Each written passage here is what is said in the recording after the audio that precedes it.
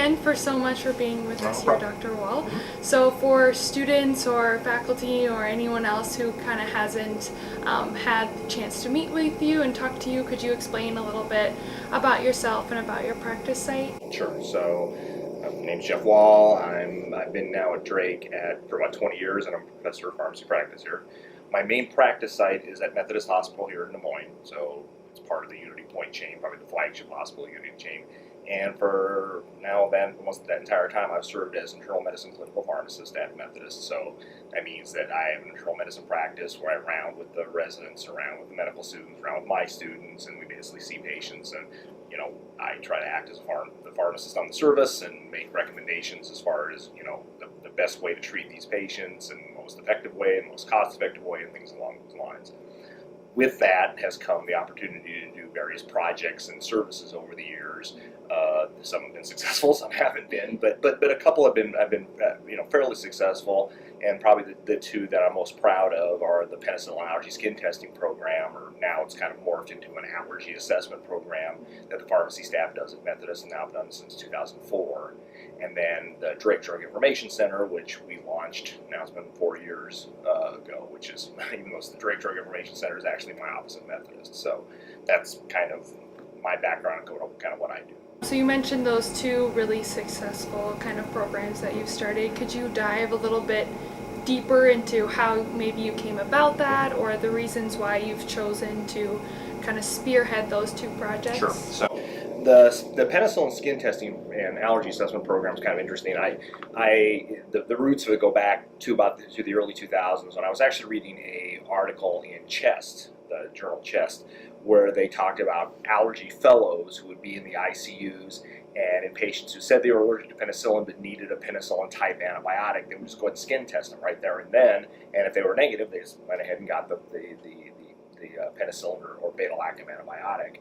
And at the time, I was actually getting my PPD. At the time, you had to get yearly PPDs for TB screening for healthcare for people working in hospitals. And they kind of hit me like kind of a lightning flash. It's like, well, okay, if pulmonologists don't have to read PPD results, and they don't, why do allergists have to read skin testing results? Couldn't pharmacists read skin testing results? And so that's kind of where the genesis of the idea came from. And I actually went to the department at Methodist, the pharmacy department. They said, yeah, I mean, it would be an interesting project. And so then I went to our allergist, and there's really, at the time, there was only one allergist who really consulted at Methodist. And he was actually very nice about it. Said, yeah, I don't see why pharmacists couldn't do that. It helps that he used to be a pharmacist, and that was kind of a nice thing. And he's like, yeah, I'll be happy to train you how to do it. And from there we started the process, and we actually have launched it in 2004, and it's really, like I said, changed multiple times in the intervening years, now 15 years, to the point where it's probably version 4, version 5 of the original process, but it's very successful, and others have actually replicated our results, and I mean, now, it's now generally known that the vast majority of people who say they're allergic to penicillin who are admitted to a hospital aren't. They really aren't allergic. They had some reaction when they were a kid, or something that really wasn't an allergy or something along those lines, and over 90% of them are able to tolerate penicillins or penicillin-like antibiotics and tolerate them just fine. So it's been nice to see other centers and other practices kind of take that up. And are you seeing that mostly in Iowa, or all over the United States? There was a time when I was probably getting phone calls or emails probably once or twice a month from someone saying, hey, we had published our initial data in 2004 in HHP, and hey, I read your paper. Are you still doing this? We'd love to try this at Methodist. In fact, this Friday I have a group of pharmacists coming in from Nebraska, theoretically, if the weather works out, for me to train them on how to do this. So no, we've really gotten interest from all over the country. Yeah. And so is this mainly happening in the hospital ICU, or in the hospital in general? In the hospital in general, I know some people are moving to having pharmacists doing this as an outpatient, which I think is great. But most of the people who've done this have been hospital inpatient pharmacists. Yeah.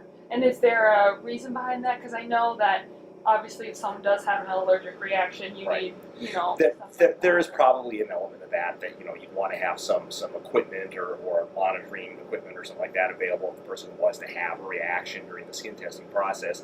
But I'm quick to always tell people who are really really scared about that, remember that allergists do this all the time in their offices, every day, everywhere, right? And there's no special equipment in an allergist's office that wouldn't be anywhere else. They have EpiPens, and we can have EpiPens, but that's really all they have.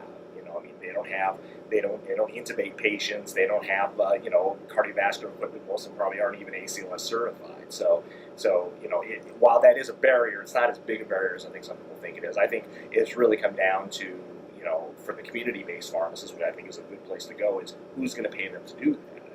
It's we don't want to dump one more service on already overburdened community pharmacists who have a hard enough time doing what they need to be doing, and saying here's a whole other project, and it takes a long time. It takes 45 minutes to an hour to pull a skin test off, and we're not going to pay you for it. We're not going to you're going to have a whole bunch of prescriptions in the queue you've got to deal with when you're done with this. It would be unfair to do that without there be some sort of remuneration or arrangement of workflow so that they can pull that off.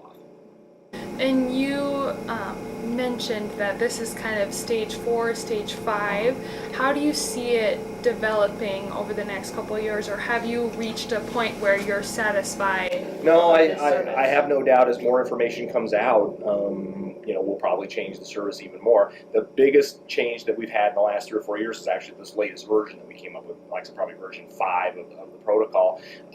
There's emerging evidence that suggests, what do we know about patients who claim a penicillin allergy? Well, again, over 90% of them aren't really allergic to penicillin.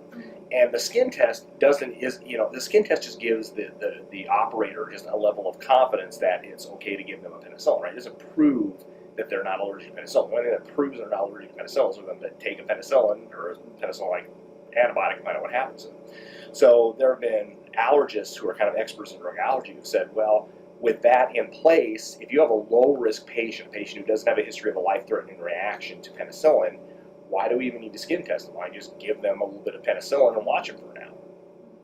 If over 90% of them aren't going to have a reaction, maybe that's the way to go. So that was actually the latest change to our iteration to our program, where if you're a low-risk patient, we don't actually skin test you. We actually just watch you. We give you a low dose of penicillin and watch you for a little bit and see how you do.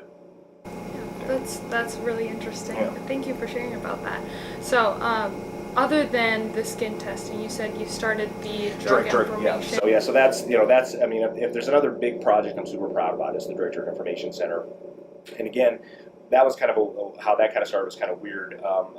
Over the years, I've gotten to be pretty good friends with a lot of the internal medicine docs here in town because, well, frankly, I trained a lot of them when they went through the Methodist program, so I got to know a lot of them pretty well.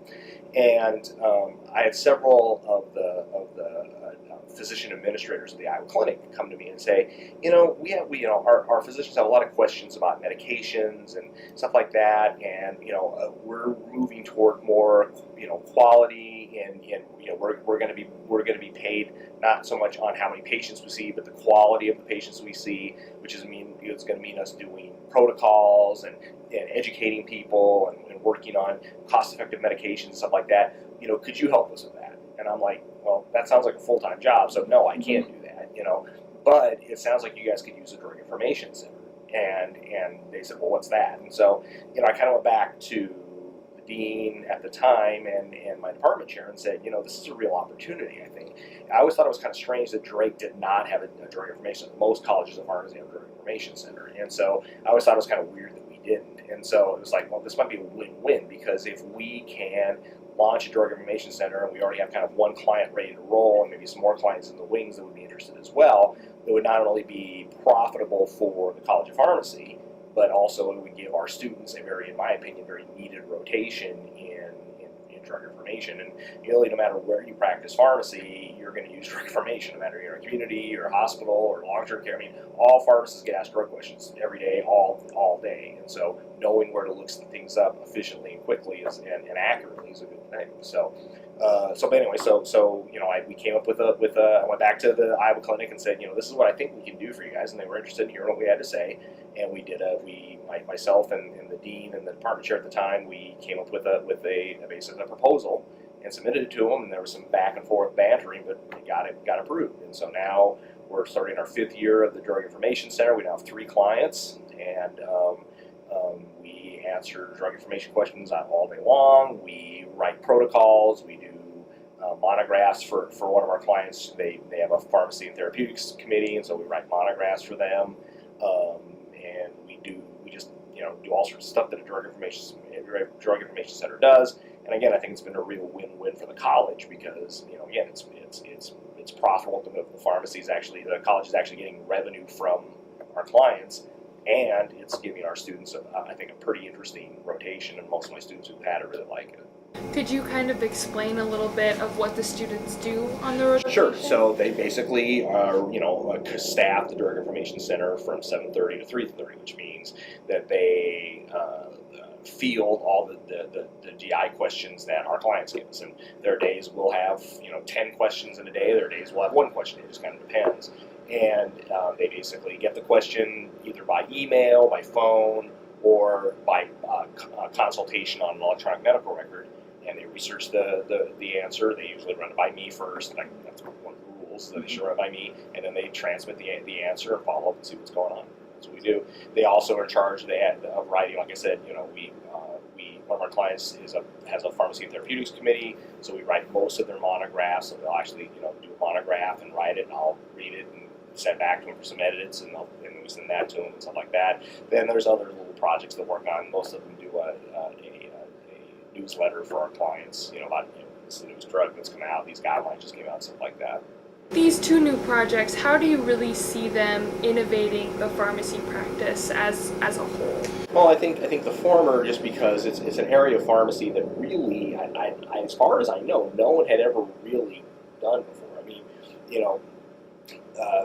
there's always kind of been this thing where pharmacists help with treatment, right? But we don't diagnose. That's not our training, and we're not we're not really supposed to do that. And I think this has allowed us to kind of branch out of that kind of mindset where physicians diagnose and pharmacists help prescribe, and and never the twain shall meet. But I think this is an area where pharmacists can actually show, hey, look, no, I mean, we know the right questions to ask for as far as medicinal reconciliation. We understand the pathophysiology of drug allergy and the different mechanisms behind it, and we can help more, and we understand the literature behind it, and can more readily come up with the right, most cost-effective, most effective antibiotic for X patient sort of stuff. So it was, as far as I know, pretty unique. I had never heard of another place doing it, and certainly, like I said, in the intervening years, I've had plenty of people ask me about it over the years. And the DI Center, I think what I like about the DI Center is that in previous years, most drug information centers were part of land-grant public schools, right? So the University of Iowa, University of Nebraska, they had a drug information center, and their job was just basically to answer drug information questions from basically anyone who asked them, and they didn't charge anybody for that. So it wasn't really from a business perspective, it isn't really a sustainable model, right? I mean, who's paying for these people, right? Well, our program is set up that it is actually not only sustainable, but actually kind of profitable. And I mean, and so that's I think fairly unique. While starting a drug information center isn't all that unique, the way we've set it up to private clients. So we just don't answer questions from anybody who calls us up. Mm-hmm. We have clients, and we focus on serving our clients' needs. I think that has been fairly unique in the world of drug information. Well, thank you so much for kind of explaining a little bit what you do. In regards to innovation and entrepreneurship, just in general as a whole, do you have any advice you would give to students or other practitioners how they can more identify areas of need in their own practice and kind of implement services and ideas like you have? I think most pharmacists, and I think both veteran pharmacists, new pharmacists. I mean, you go into a work practice, and every work practice has problems, right? I mean, this could go better. This could be smoother. We had these mistakes. We need to prevent those mistakes. And I think what I would say is for people who are looking, kind of trying to think of an entrepreneurial way to go about things would be, well, gee, is there a need here? And if there's a need, frankly, what is the sustainability of fixing that need? And don't let the thought, well, pharmacists and nurses never done that before. I mean, I wouldn't let that stop them. So you're an outpatient pharmacist and you're working someplace, and you notice that you're seeing a whole bunch of people coming up to the counter and asking where your nicotine patches are. Okay, well, they're right over there. Go get some. Well, I mean, the data is clear that people who just pick up, nicotine replacement, they're going to walk out the door. We don't know what happens to them. We don't know what their quit rate is or anything like that. But could that pharmacist say, you know what, I'm going to throw out my shingle and say, I'm a smoking cessation counselor, I'm going to get training on how to do this, and I'm only going to charge cash. So if you want the extra help to learn how to quit smoking, we have to do it. It has to be part of a multi-visit, setup. And I help Iowa Board of Pharmacy is now actually considering draft laws for actually a by protocol nicotine replacement therapy, protocol. So basically, the prescription, if there was any prescription agents, they would literally just be on part of the state protocol, like naloxone is here in Iowa. So you take that and run with it and say, okay, there's obviously a need. We got smokers out there. We know that's terrible for your health. The studies have shown that pharmacists can be effective smoking cessation counselors if we have the time to. So I'm going to come up with a business plan to come up to my bosses, and say, this could be profitable. Now, not just for the patients helping them quit smoking, but profitable for us. We can actually make some money off of this, and then working your way out. But I think what stops a lot of people is, well, pharmacists have never done that before. And yes, there's probably some things that pharmacists never will do. I probably will never do neurosurgery.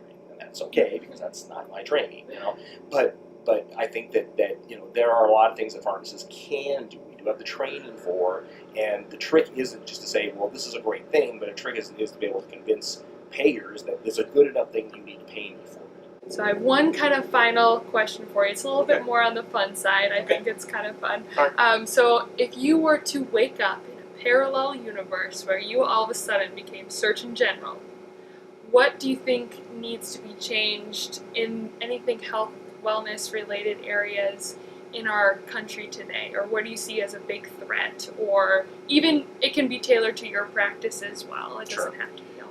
I think that if you got the purse strings of the United States for 6 months and said, within reason, money is not an object.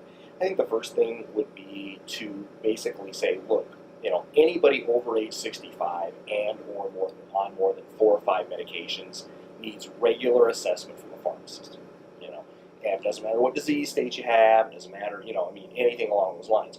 I think the studies have been around for about 30 years that have suggested that when pharmacists get involved in patient care goes up, adverse reactions go down, and cost of care goes down. And right now, the only thing that's keeping that from happening is, again, the time and the money to have it happen.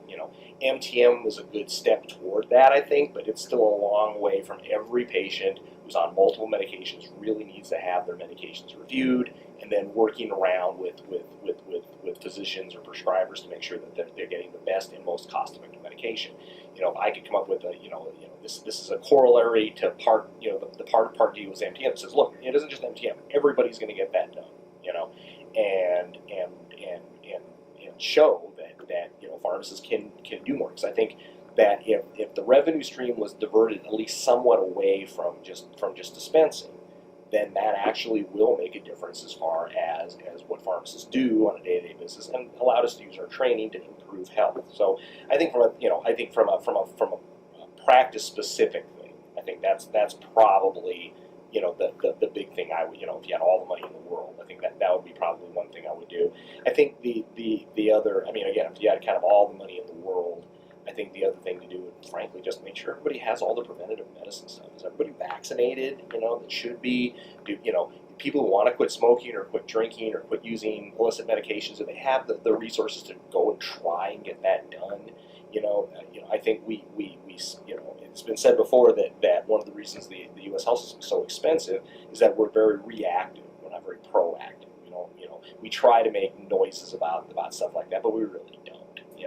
And so and if you could throw enough money and expertise at saying, look, let's make sure all preventative stuff that can be done is done. And I think that would make probably a difference in a lot of people's health that doesn't require medications or seeing doctors or anything like that. Right. Well, thank you so much for joining me today, Dr. Well. Okay. Is there anything else you want to say about your practice? Despite all the stuff going on right now with the profession and saturation and community pharmacists being crushed with more and more metrics and less time to do stuff, I'm still proud to be a pharmacist. I'm still glad I chose this profession, and I think that while we've got some bumps in the road to deal with, there is a path for pharmacists, I think. And while it's slowly becoming clear to other healthcare professionals and payers, I think that path is becoming clear to other people too. You're seeing more and more calls from people outside of the profession saying, "Hey, why don't pharmacists do this?" And we've made some progress there. I mean, the American Medical Association just in the last couple of years has said, pharmacists really need to be embedded in outpatient clinics to help us with things like cost effectiveness and developing protocols for quality. Whereas as recently as 10 years ago, they were like, yeah, pharmacists should just shut up and dispense medications. Well, we've come a long way there. And so, there's still a lot of bumps on the road. And I don't know where we're going to end up, but there's a path, I think. And I think we just got to do our best to complete that path, not only for us, but for the professionals who come on behind us. All right. Thank you so much Thank for your you. time. No problem.